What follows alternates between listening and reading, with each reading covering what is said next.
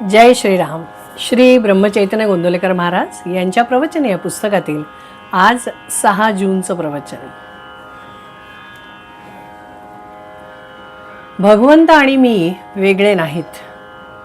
समुद्राचा फेस खरा आहे असे वाटले तरी त्याच्याखाली पाणीच असते. असत्य हे नेहमी सत्याला धरून राहते. जे नाही ते तोंडाने सांगणे ही माया. तिला आपण खरे मानतो. मायेला असत्य मानले की ब्रह्माला सत्यत्व येते.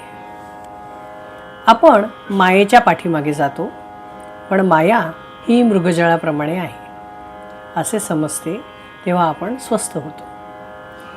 जन्माच्या वेळेस सोहम म्हणत होता, नंतर कोहम म्हणू लागला आणि शेवटी देहच मी म्हणू लागला.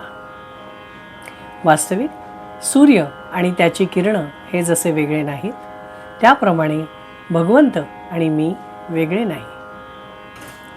सत्य म्हणजे अखंड टिकणारे ते, म्हणजे परमात्म स्वरूपच होय.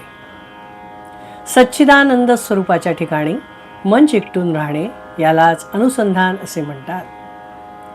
भगवंता वाचून इतर सर्व म्हणजे उपाधी होय. मला कळत नाही असे वाटणे ही परमार्थाची पहिली पायरी आहे, आणि मी आणि भगवंत वेगळे नाहीत असे अंगी मुरणे ही शेवटची पायरी आहे. जे जे घडते त्याचा कर्ता परमात्मा आहे, मी फक्त कर्तव्यापुरता आहे असे वाटणे यालाच निष्काम कर्म असे म्हणतात. आणि आले तर भोगले, गेले तर सोडले हे सहज कर्म होय. दोष बाधू नयेत अशा रीतीने केलेले कर्म हे ज्ञानयुक्त कर्म होय. आणि ईश्वराच्या स्मरणात केलेले कर्म त्याला निरासक्त कर्म असे म्हणतात. अमुकच फळ मला मिळावे ही वृत्ती सोडणे याचे नाव निरासक्ती होय. विषयांची विरक्ती झाली की त्याला ज्ञान झाले असे म्हणतात. थोडक्यात म्हणजे जे कर्म बंधनाला कारण होते ते अज्ञान, आणि जे मोक्षाला कारण होते ते ज्ञान समजावे. कर्ममार्ग, उपासना मार्ग, नवविधा भक्ती इत्यादी सर्वांनी गाठण्याचे ध्येय एकच असते. लग्नात ज्याप्रमाणे अमुक एक खर्च मी जास्त करीन, दुसरा कमी करीन असे माणूस म्हणतो, पण मुख्य कार्य हे की मुलीला नवरा गाठून देणे. त्याप्रमाणे भगवंताची भेट होणे हे मुख्य होय. आपली देहबुद्धी संतांच्या संगतीच्या आड येऊ देऊ नये. भगवंताच्या स्वरूप दर्शनाच्या आड माझ्या देहबुद्धीचा पर्वत येतो. सर्व साधनांचा उपयोग अभिमान नाहीसा करण्यासाठी असतो. नामस्मरणाने हे काम लवकर होते, आणि म्हणूनच सर्व साधनांचे सार भगवंताचे नाम हेच आहे. ते आपण श्रद्धापूर्वक घ्यावे आणि भगवंताशी एकरूप व्हावे. आपण प्रयत्न करीत असताना भगवंत माझ्या पाठीशी आहे ही भावनाच आपल्याला उद्धरून नेईल याची खात्री बाळगा, आणि भगवंताच्या नामात आनंदाने कालक्रमणा करा.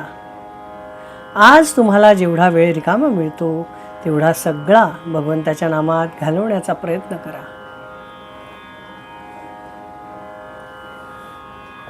हमारा जब जन्म होता है तो सोहम मतलब भगवान और मैं एक ही हूँ और भगवान ने मुझे जन्म दिया है, ये भावना होती है. लेकिन बाद में उसका हो जाता है कोहम, मतलब मैं कौन हूँ, और उसके बाद में हो जाता है कि मैं देह हूँ. आसक्ति और वासना, इनमें हम ऐसे खो जाते हैं कि सोहम हम भूल जाते हैं. जिस परमात्मा ने हमें जन्म दिया है हम उसी का एक भाग हैं, तो हमें उस तक पहुंचने के लिए क्यों इतना बोलना पड़ता है बार बार कि नामस्मरण कीजिए, ये कीजिए, वो कीजिए. हमारे अंदर वो भावना दृढ़ क्यों नहीं हो रही है? तो इसीलिए हम हमारे अभिमान को छोड़कर हमारे संसार को कर्तव्य मानकर काम करते हुए जितना भी समय हमें फ्री मिलता है, जो भी टाइम हमें मिल रहा है, उसमें अगर भगवान का चिंतन मनन करते रहे तो हो सकता है हमें इस ज्ञान की प्राप्ति हो. जिस दिन हमें ऐसा लगने लगेगा कि हमें कुछ समझता नहीं है, ये हमारी पहली दशा होगी। और जिस दिन हमें लगेगा कि मैं और भगवान कोई अलग नहीं है, एक ही है, हमारी आखिरी पायदान होगा और भगवान की प्राप्ति निश्चित है, आनंद की प्राप्ति निश्चित है, क्योंकि हम आनंद स्वरूप है, हम भगवान स्वरूप है। तो इसके लिए नामस्मरण यही एक चाबी है जो इस ताले को खोल सकती है। जय श्री राम। श्री राम जय राम जय जय राम। श्री राम जय जय राम। श्री राम जय जय राम। श्री राम जय जय राम। श्री राम जय जय राम। जय श्री राम।